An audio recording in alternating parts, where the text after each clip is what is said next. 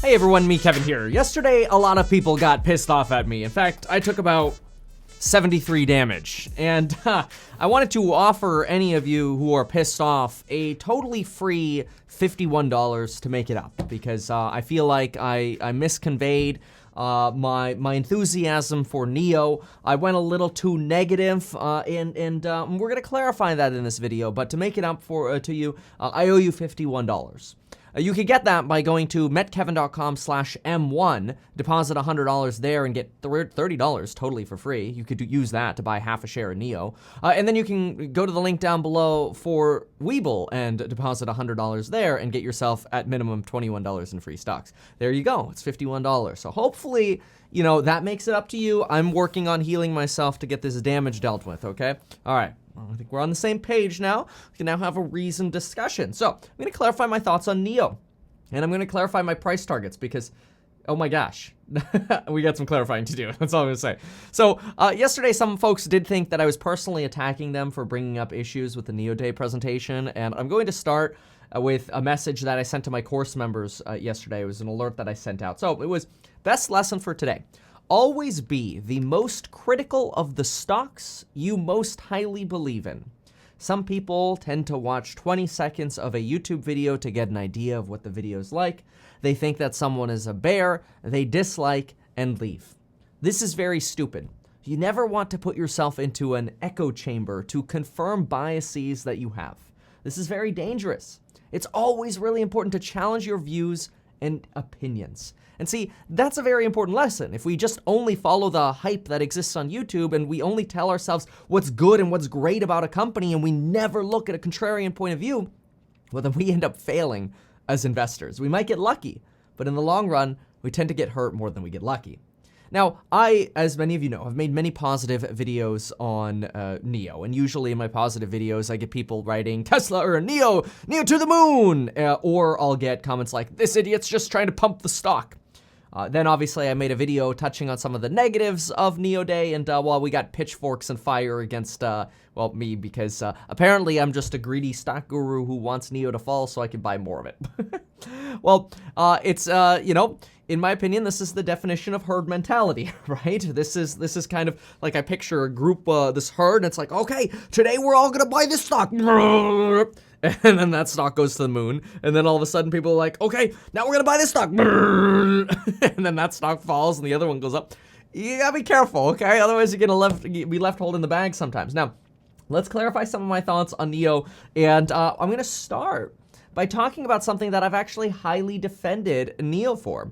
See, I've made videos specifically about this, but Neo's battery swapping technology, I'm a big bull on this. It's absolutely brilliant, and it will drive sales for Neo. Keep in mind, people in China, they are less likely to have a driveway or a garage than people in America. Many people don't live in a house in China. They live in condos or apartments or units. Then battery swapping is actually the potentially only way they can charge, sort of, you know, short of sitting at a charging station, which is kind of boring. But here's the thing. Because I'm always looking for what people are saying that disagree with me, I don't care if you agree. that doesn't help me, right? But if you have a different perspective or you disagree with me, I'm interested. So I saw a video about somebody bagging on Neo's battery as a service model, saying, hey, this is an issue for Neo. You know, they take more maintenance liability, service liability, upgrade liability. They got staff that has to be there, at least now still. They have a staff member that has to be there. So like a good investor, I listen to these videos. I don't leave them hate comments and say, you're an idiot for having this up. I make a reasoned rebuttal. And sometimes I listen to people who have a different perspective and I'm like, damn, I didn't think about that. That's a really good point. But with this case, with the Neo battery swapping, I actually made in my opinion, a more it reiterated my bullish thesis on Neo. I responded and said, no. Neo stands to collect substantially more revenue via the BaaS model than the upkeep and service of the batteries will cost. It's easy for us to poo-poo on battery tech, but I still, and this is anecdotal, I know, but I still have an original Tesla Roadster with a 13-year-old battery, and the battery's fine. Like these batteries, you know, for a battery made today, nobody in 2027, in my opinion, and we'll see. I mean, it depends how crazy the technology explodes. So maybe I should say like 2024, okay? Nobody in 2024, in my opinion, is gonna battery swap a battery and go, this is a crappy 2020 battery, I can feel it. I don't see that. I know the technology is going to explode, but practically, the car still functions for 200 to 300 miles, right? Now in the future, obviously, we'll have those premium batteries that'll get you that 600 mile range plus, but I think that NIO is going to segregate that out, and they'll charge separately for swapping into premium batteries. It's not like all of a sudden you're going to go from, a 200 mile range battery and then accidentally luck into a 600 mile range battery. I don't think so. I think they'll charge separately for that. So in that case, I think NIO's got a good setup here. This battery swapping to me is brilliant, and I'm sad that Elon decided to can this, but whatever. This is what it is. I don't think Elon's going to ever introduce battery swapping because of the structural batteries that he's designing, so fine. That's NIO's claim to fame, and I think it's great. Battery swap 2.0 is great. Speed of swaps is going up, the capacity going up to over 300 a day. It's honestly phenomenal. Now, the second thing that I really like about NIO is their price competitive model without selling cars at a reduced cost, all right? Tesla lowers the price of their cars to sell more of them. NIO lowers the price of their cars by not selling you the battery and then leasing the battery back to you. It's honestly amazing. Now, it's going to take some time to see substantial margin improvement from this because they really got to get those subscription revenues coming in. We know that quarter one for the vehicle industry tends to be, it's a cyclical industry. It tends to be the worst quarter out of all. And so we'll see a substantial impact, I think, in Q1 across all EVs. But the subscription revenue, that's going to be reflected in a few years once NIO starts getting more and more of their customers taking these subscription models. And they keep growing their base. That subscription model is not going to be anything to laugh at. That's going to be a huge profit center for NIO, and that keeps me very bullish on NIO. Okay, now we have to talk about the ET7. All right, now. This is where we just have to really try to focus objectively here. And this is something that's very hard to do because, look, as much as I want to sit here and go, guys, $300 price target on NIO, moon, right? Like, I want to do that. I also want to be real. Like, it could totally go to $300, and we'll talk about my price target later. But let's talk about the ET7, all right? NIO's brand is focused on luxury competition. Even their marketing appeals to German auto manufacturers, right? They're trying to skim from that top of the market.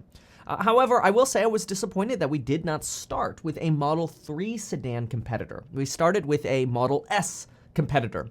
To me, that was a business decision at NIO, and it's one that I disagree with. That doesn't make me a NIO bear. That doesn't mean I think NIO's going to plummet and go to $20, or that's what I want so I can buy more. I will buy more if that happens, but that's not what I want. Am I hoping the stock falls? No. I mean, honestly, I've got some options here that I want to go up, right? Especially in the short term, options swing like crazy, okay? We have no guarantee that if the stock falls, it's going to come back up very quickly. So we got to be careful with that. So no, I'm not hoping the NIO stock falls, but let's talk about the ET7. Starting with the ET7 was a mistake in my opinion. That's it. It's just my opinion. Why? Well, first, we're not going to see the vehicle until 2022. It's already gotten delayed in 2019. Obviously, it got delayed because of COVID in 2020. Now it's a 2022 car, and we won't even see the 600-mile range battery until the end of the year. So realistically, you're not even getting what you're being advertised right now until the beginning of 2023 when those deliveries actually show up. But what's frustrating to me is the NIO brand, the NIO luxury, is already accessible. It's attainable for like $52,000 via the NIO SUVs. Now, of course, there are some reasons to take a sedan. It's a gorgeous car. It takes quality to the next level. The acoustic glass is really beautiful. Of course, it does have that aura of luxury that maybe certain SUVs don't have. Although I have to say that NIO SUVs look nice. I would rather have the NIO SUV than the Porsche. Don't get me wrong if you own a Porsche, okay? Those are great cars too. But making a point here that NIO chose to introduce a vehicle that will have fewer sales over a car that would have more sales. Now, I know people get frustrated when we compare NIO to Tesla, but we also can't put our head in the sand and not consider Tesla. When Tesla introduced the Model 3 and Y, Tesla deliveries skyrocketed. They went to the moon. The Model S and X, they were a little volatile and kind of stayed low. Now, if you can get full self-driving technology as a customer with excellent battery tech in a Model 3 or Y, why would you pay for the X? Don't get me wrong. I own the Model X. 10 to 15 percent of people will still buy the luxury, higher class version or larger version, more spacious version, whatever. But NIO instead made a business decision here. Or to reiterate this, NIO made a business decision that we are going to appeal to that maybe 20, 10, 15% of the market rather than appealing to the mass market. Now, this has been NIO's focus, right? That's their brand decision. They focus on the quality and not price competitiveness. They want to deliver luxury and they want to get compensated well for that. Great, their margin will be beautiful, but they're not going to have the same volume of sales. This is very different from Tesla. But as a fundamental analyst, somebody who does fundamental analysis regularly, I have to adjust my projections for how many NIO vehicles I think are going to be delivered. And let's talk about Xpeng as well in a moment, but think about this. If NIO came out and said, here's the ET6, okay? Instead of the ET7, I'm making this up, the ET6. It's a $35,000 four-door sedan with a 250 mile an hour or 250 mile range, and we'll sell it to you without the battery for $29,000. Bro, I would triple from my NIO position tomorrow. I would take my NIO position from 500 grand to $1.5 million if they did that. That would be breaking news. That would be NIO's going to the moon. That would be, holy crap, this is amazing. I guarantee you it would be amazing. Why? Because it becomes a viral sensation of opening the floodgates to getting people into the NIO who also want an alternative option to the Model 3 or aren't brand loyal to Tesla because it's an American company and they want to stick to Chinese pride and buy a NIO company and get the little robot that talks to you in the NIO. It's great. It's great. I think it's that to me, that vision.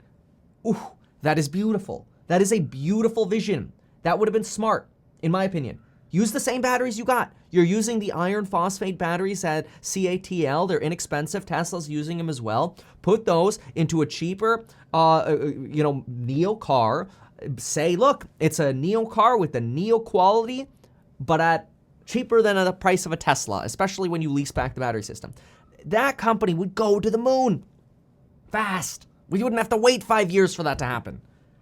Now, we know that there is Xpeng, okay? And this is just another lesson that reiterates this thought. Xpeng sells the P7 starting at a price of about $32,000, $32,400, I think it is, after subsidies. It's about $6,000 less than the Tesla Model 3, and it's about $9,000 less than their G3, which is their crossover. Now, guess what? The P7 came out 1 year after the G3. So the G3 was selling for 1 year more than the P7. The P7 just came out in 2020. Well, 65% of Xpeng's total deliveries are the P7 after a year. So a year later, you already have most of the cars that are selling the P7, and the total cars that have sold, most of them are the P7. Folks, this is not rocket science. If you could get a, car with autonomy that is fully battery electric in a cheaper vehicle, so you're getting the autonomous technology, you're getting the battery tech, you're getting the battery swapping if you want it, the cheaper option is the way to go for 80% of people. Again, there are going to be the 20% of people who want a more expensive car. That's actually not me. Even though I have the Model X, I bought the Model X because the Model 3 and Y did not exist. I bought it in 2017 when they were basically trying to give away these cars. They gave me 1.49% financing on my Model X because they're like, we need sales, all right? Look at what happened to Tesla stock when the 3 and Y started exploding and taking over the world. Well, first, you can't get a supercharger anymore because everybody's got a freaking Tesla now. But the stock went to the moon after those deliveries started proving themselves. The S and X deliveries, folks, not sexy. Nobody cares. Those numbers are low relative to what is with the 3 and Y. So no, this isn't trying to go, buy Tesla. I'm more of a Tesla bull, so buy more Teslas than NIO. No. It's just objectively looking at NIO, going, what the NIO? Why? Why are you trying to appeal to the 80,000, and I know their cheapest version is like 69 if you don't get the battery or whatever, but why are you trying to appeal to that market when you could literally use the technology you already have? You already have really good autonomous technology. You can already get drivers from ramp to off ramp, overtaking cars. You can do a lot of the same stuff that Tesla can. You already have that technology. You already have really good and inexpensive iron phosphate lithium batteries that are amazing. Why? It's like, I don't know. That's just what pissed me off yesterday, okay? And again, I'm not a bear because of that, but it didn't give me the adrenaline shot that I was hoping for, right? All right, now let's talk about Nvidia and the NIO partnership. It's great. Nvidia's a great company. NIO did throw shade at the 2019 processor from Tesla. We know that Tesla is going to ramp up their processor. They're going to have a new one. The SLAM may be unnecessary, but notwithstanding the SLAM, NIO's chip announcement and their Lidar announcement together, honestly, very good. I applauded, and I mentioned this numerous times, I applauded their sleek Lidar integration, and I mentioned how one day I see Tesla following NIO's footsteps here. I think it is very smart to have a sleek Lidar forward-facing detection, radar basically, laser dar, whatever, that is necessary in self-driving. We'll see. Tesla doesn't believe it is. I think it's coming.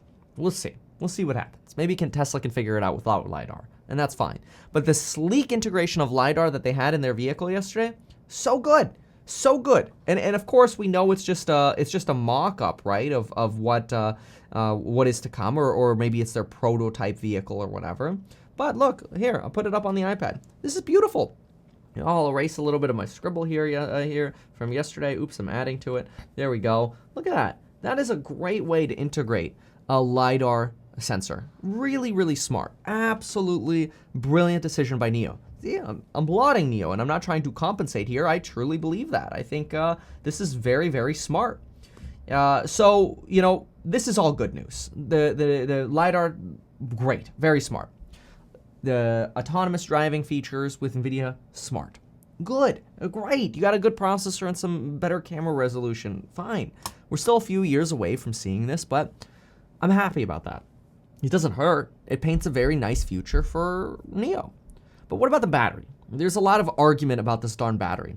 Some people say, Kevin, no, it's not a CATL battery partnership. It's a Qingtao partnership.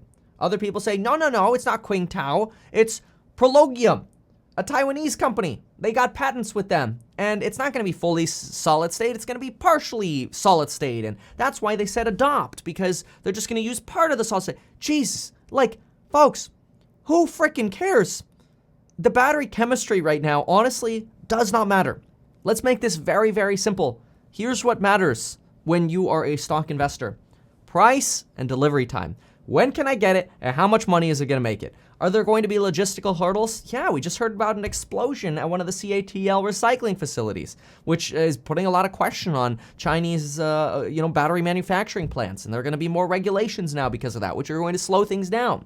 So honestly, because of that one explosion, even though it's CATL and these other companies are not related to that company, it's entirely possible that Prologium or whatever now has to go through more permitting hurdles with China, because China's like, we cannot have another explosion like this. This makes us look bad in the EV space, and we want to be the world dominator in the EV space. Literally just that news yesterday could delay this new NIO battery to Q1 of 2023, which is not going to be a surprise at all. Honestly, that's the expectation I have, is that it's going to get delayed till Q1, even if there weren't this explosion. But it doesn't matter. I don't care who makes it. I don't really care, is there definitely an exclusivity agreement? Is there not an exclusivity agreement? Whatever. That does not matter to us right now. What matters to us is, when can I get it and who gonna buy it? That's what matters to us. We can speculate all day long about all this other stuff, but we don't have answers on that. So it doesn't really make sense to speculate on that. We have no answers on that. In the future, I think this is what matters. NIO delivering these batteries will be good. At that time, I think Tesla and Xpeng will be using these batteries as well, whether they are exactly these batteries or they made their own version that has a 600-mile range. That is the future we are heading to. In 2023, batteries will probably be 500 to 600-mile capacity, as opposed to the 250 miles we get now for the standard models. That's the future we're heading to. The competition's going to have that as well. But what we care about is, how quickly can we get the consumer to buy this, and how many of these can we produce as fast as possible? We don't have answers on that right now. We can only speculate about that. All I know is I'm happy that NIO is focused on this, that they realize, yes, a 600-mile range battery is the future. That is the future. And they are saying we are on that path. That's what NIO's telling us. They are on the path with the other vehicle manufacturers. And that's good news. In fact, I want to show you something. This is my vision of the S curve, right? Of the production S curves and where we sit between NIO and Tesla. And I know I always compare NIO and Tesla, but I'm also I feel like fair when I make my comparisons between the two. So an S curve is an exponential ramp and then the flattening, right? That's your S curve. I've said this before and I will say it again. Even though Tesla's stock implies that they're here in the S curve, they're not. That is entirely wrong. Tesla on the S curve, in my opinion, is here. It is only just beginning. NIO on the S curve is here. It's also only just beginning. I wish they would have announced a cheaper sedan because that would have gotten them onto this ramp phase much faster. Personally, I'm concerned that their decision yesterday kind of put them on a little bit of a flatter S curve. You know, something maybe that looks a little bit more like this until they get their mass market vehicle. And that's a divergence. I didn't obviously explain this S curve theory or my thesis as well as I should have yesterday. And I certainly didn't draw a picture on a whiteboard yesterday. But hopefully this clarifies. Now what else do we have here? Okay. Oh yeah, price targets. Yes. All right. Many viewers yesterday misunderstood my NIO price target because I did not give a NIO price target yesterday. I will clarify this because I am so used to talking to my course members because every day the market's open, we do the live streams. And I'm so used to talking to my course members that when I mention certain words, I know that my course members understand them, but then I forget that my YouTube audience might not. So here's how Kevin's price targets work. This is Kevin. First, I have a buy heavy target. That means if a stock falls under a certain price, I will buy that stock more heavily because I expect at a certain price, the return on my money will be substantially greater. So that's called buy heavy. I like it when things are under my buy heavy target because I can go shopping more. Then I have a buy under target. So buy under means if, let's say there's a little red day and I'm in Webull, I'm like, what do I want to buy today? Okay, I'm going to buy some Enphase, Etsy, and NIO because they're under my buy under targets. Once a stock goes above my buy under target, I stop buying it individually, but I do buy it in my M1 finance pies, which remember, go to metkevin.com/M1, deposit $30 and, deposit $100 and you'll get $30 for free. But once you're in M1 finance, you can buy in pies. In the description down below, I have my 3 favorite pies. Okay, so then I have a price target. So this is the more like the street version of a price target, the Wall Street version. So let's work on this backwards. My price target for NIO in 5 years, and usually my price targets get way exceeded, but the point is my price target is basically NIO doubles within 5 years, probably sooner. But my price target for NIO is about $133 in 5 years. I did lower that slightly because I do think the S curve just got manipulated a little bit from my expectations, and so this is still good though. It's still doubling within 5 years, right? Like this is not me saying it's going to $30 and it's going to BK. No. Still got a good future at NIO. Okay. My buy under target for NIO is $65. Means as long as NIO's under 65, I will buy NIO individually. On Monday, if it dips a little bit, I'll buy more. If NIO, and this might not happen, which is fine, but I'm just saying, if NIO falls under $45 again, I will buy substantially more of the stock. This is my buy heavy target. So this gives me a very reasoned, objective view of a stock. I take my, objective point of view of a company, and I create these price targets, and then I have instructions. This is like my instruction manual. It says, if I buy, here, I have here, it'll tell you this. If I buy, and this is the other thing that I can do with my price targets. Again, what I teach in my stock course. So for NIO, if I buy NIO under $45 and it ends up hitting my estimation, I will have an annual compounded return of 24%. That's pretty damn hot. If I buy it under 65, I'm putting that money to work with the expectation that I'm going to get a 15% return on my money. If obviously this compresses and happens sooner, great. Then I make even more money, right? All right. So if you found this helpful, consider sharing this because I think we need this kind of clarification in the investing community. I am never going to be a channel that is just going to come to you and say, all right, everybody, let's buy this stock because it's going to the moon. Oh, look at the shiny new object they released over here. Oh, wow, I can't believe they did this. You're not going to get that from this channel. I will give you the pros, cons, my opinions, and my fundamental projections. That's what you get here. Thank you so much for watching, and folks, we'll see you in the next video.